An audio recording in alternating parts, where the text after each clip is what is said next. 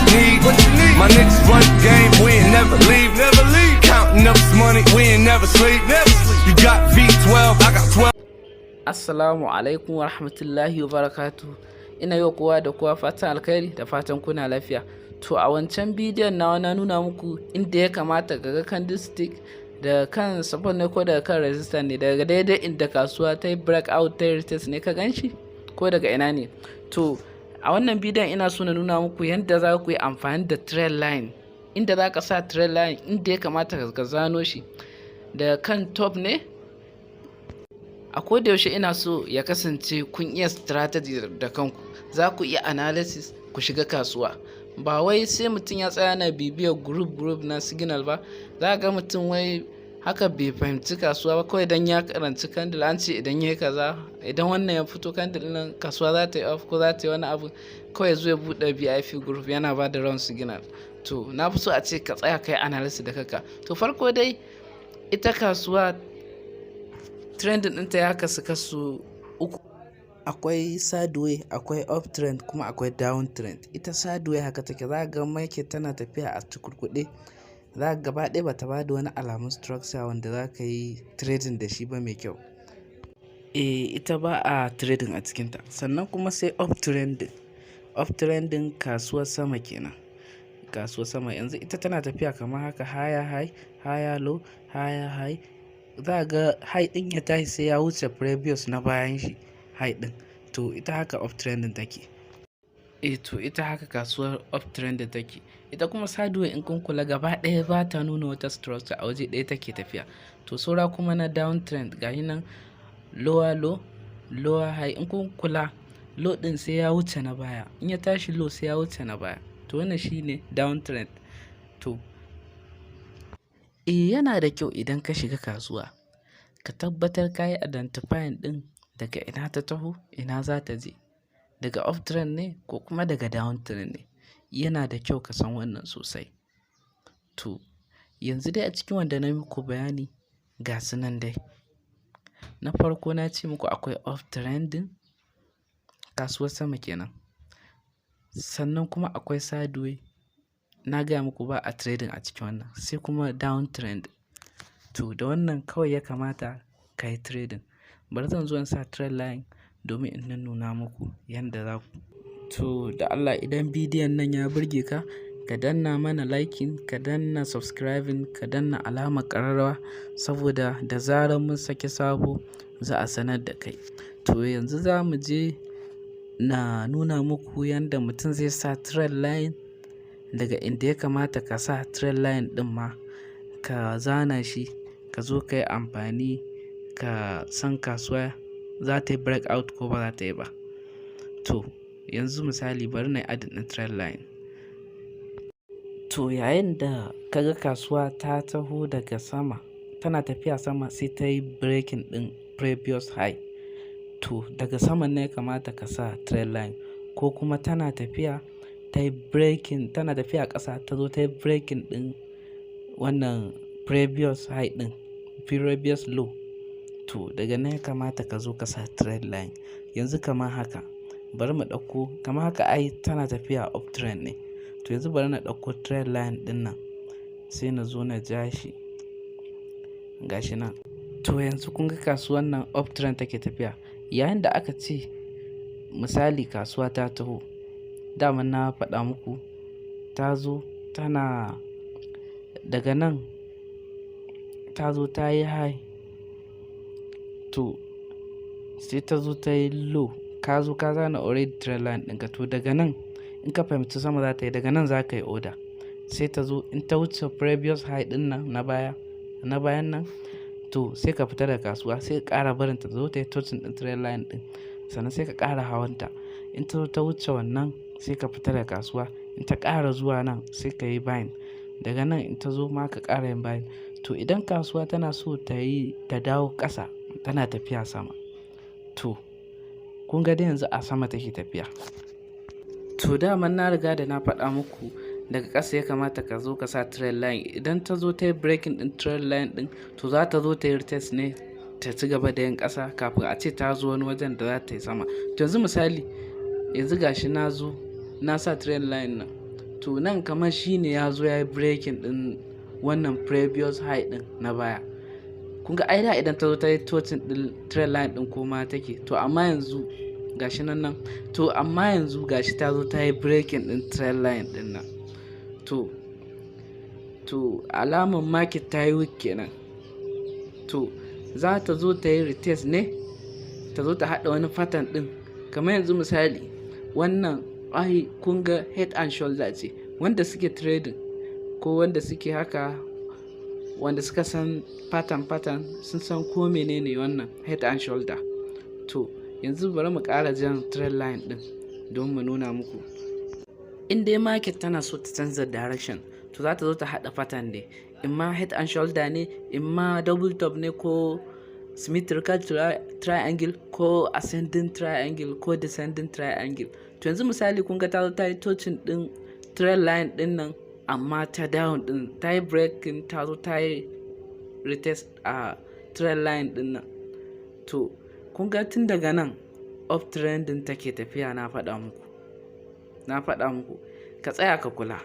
Gashi nan tana tafiya nan up trend ne, da ta yi touching din trend line din sai ta koma sama. To kawai kwatsam sai ta zo ta yi breaking din trend line din nan, ya wuce previous high din nan na bayan nan.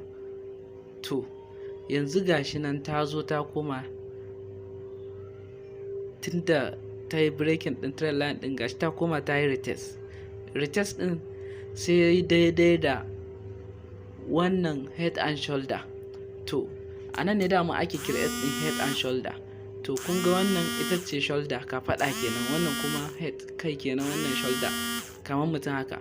To market sai ka zo ka sa trend line tun daga saman head din, ba shoulder ba.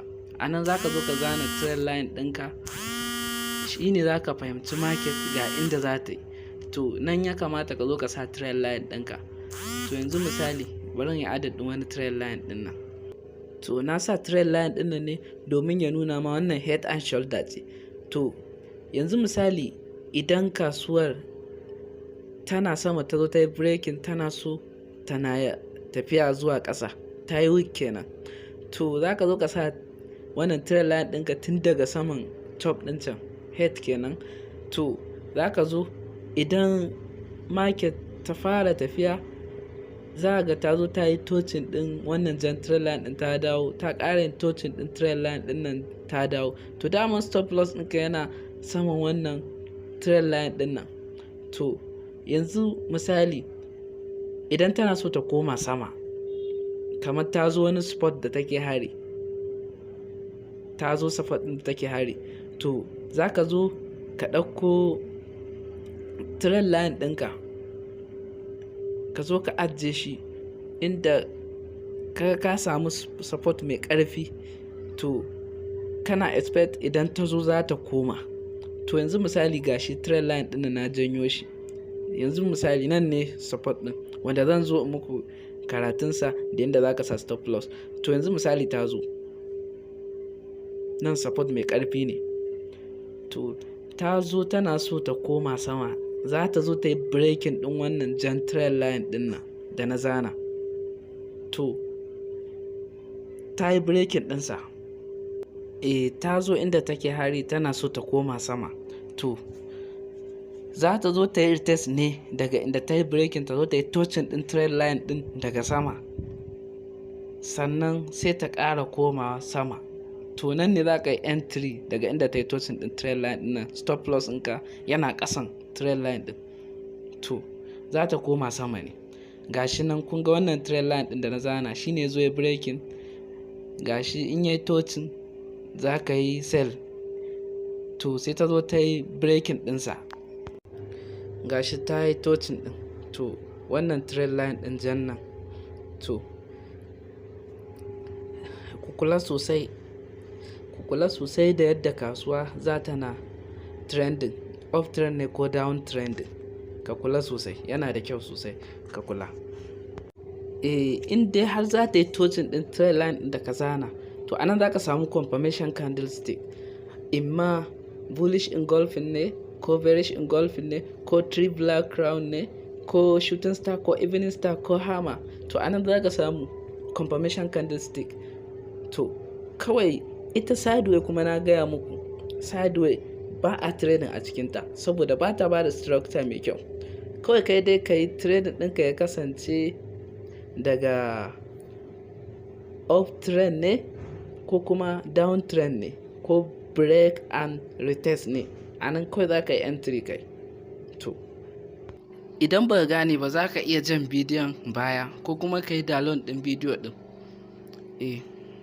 To yanzu bari in cire wannan trend line ɗin in nuna muku yadda trending ɗin yake a cikin chart practical. To yanzu misali kun kasuwar na uptrend take, sai ta zo tana tafiya down kafin ta koma sama. To yanzu misali idan ka ɗauko trend line ɗinka daga nan ka sa shi daga ƙasa, kaga ai uptrend ta tafi. To ka zo ka sa shi daga ƙasa zuwa sama, gashi nan in ka yanzu mun samu second touch, first touch and third touch. To yanzu dai kasuwan tana tafiya dai uptrend ne. To ta zo uptrend sai ta fara down, ta zo da ta yi touching sai wannan ya kasa wuce wannan previous ɗin. To kun ga alama kasuwa ta yi kenan, za ta ci gaba da zuwa downtrend before ta zo ta yi uptrending. To yanzu misali ka ɗauko trend line ɗinka daga nan ka sa shi, ta zo ta yi touch ta koma, ta yi touch ta koma. To idan ta zo ta yi breaking ɗin trend line ɗin nan, to za ta ci gaba da zuwa sama ne. To tana tafiya off.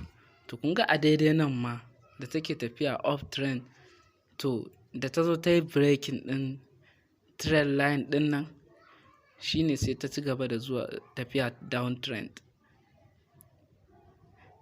Gashi har zuwa nan. Dama na faɗa muku idan market tana tafiya sama, in ta fara yin downtrend to akwai inda take hari ta zo, ko da a ce za ta ƙara komawa sama. To yanzu misali ka zo ka sa trend line daga nan, misali kaga nan inda take hari muna da support ne mai ƙarfi a wajen, shi yasa bari na sa trend line ɗin. Kun ga da na sa trend line ɗin nan da muka samu support, da ta zo ta yi touch sai ta zo ta yi create ɗin wannan pattern ɗin, wanda za mu zo karatun pattern shi ma nan gaba. Da ta zo ta yi touch ta haɗa shi, shine sai ta ci gaba da tafiya sama, ta zo ta yi breaking ɗin wannan jan trend line ɗin da na zana. Kun ga wannan pattern ne, wanda suke karatun pattern sun san me wannan pattern ɗin. Gashi nan ya zo ya yi breaking, ya yi retest, ya je ƙara breaking ɗin trend line ɗin.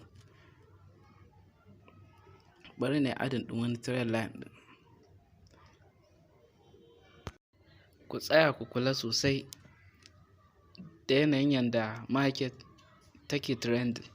To yanzu misali kamar candle yanda na zo na yi muku tutorial a baya, kamar su shooting star, evening star da kuma sauransu dai haka.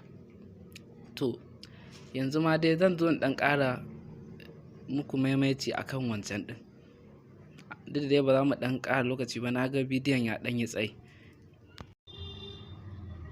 Kun ga wannan shine bearish engulfing, da ya engulfing ɗinsa sai kasuwar sai ta zo ta yi down daga nan, gashi har zuwa nan. Nan ma sai muka samu, sai kasuwar ta yi off, sai muka samu shooting star, sai ga kuma bearish, sai dama akan trend line take, sai kasuwar ta yi down. Nan ma muka samu tweezers, sai kasuwar ta yi off, sai nan muka samu graph style doji, sai kasuwar ta yi down. Gashi nan in kuka kula down ɗin ya fi na baya. To nan sai muka samu graph style doji, gashi nan ta koma ta retest, sai ta sa indecision, sai downtrend. To sai ta zo ta yi making ɗin pattern kamar yadda na faɗa muku. Yanzu misali kaga idan ta zo ta yi touching sai ta yi down ɗin yana wuce na wannan previous. To yanzu ta zo ta yi breaking, ta yi off. Gashi nan mun samu morning star, kasuwa ta yi off, mun samu shooting star ta yi down. To yanzu gashi nan bari mu ƙara jan chart ɗin. Gashi nan mun samu doji mai ba da kishiyar abu. Dama na gaya muku idan kasuwa tana off aka samu doji to za ta yi down ne. nan ma sai muka samu doji, sai kasuwar sai ta yi off, mun samu doji. To yanzu nan muka samu dragonfly doji, sai kasuwar ta yi off. To gashi nan idan kun kula kasuwar kuma ta yi down har nan. To yanzu gashi nan in kun kula gaba ɗaya, nan shooting star ce, nan kuma hammer ce, gashi nan kuma bearish engulfing ne, nan kuma bullish engulfing ne, nan bullish engulfing ne, gashi nan. To gashi gaba ɗaya kasuwar da take nan kuma a saman nan sai ta sa shooting star, kaga muna expect dai kasuwar za ta yi down. To da wannan muka kawo ƙarshen wannan bidiyon. A bidiyo na gaba insha Allah zan nuna muku yadda za ka yi amfani da stop loss da take profit, suna da muhimmanci sosai, da kuma pattern su double top, double bottom, triple top, head and shoulder, symmetrical triangle, descending triangle, ga suna kala-kala. Da Allah idan kai sabon zuwa ne a wannan tasha mai albarka, ka daure ka danna mana subscribe. Mun gode da masu yi mana fatan alkhairi. Bisalam. Nothing can stop me, I'm all the way up.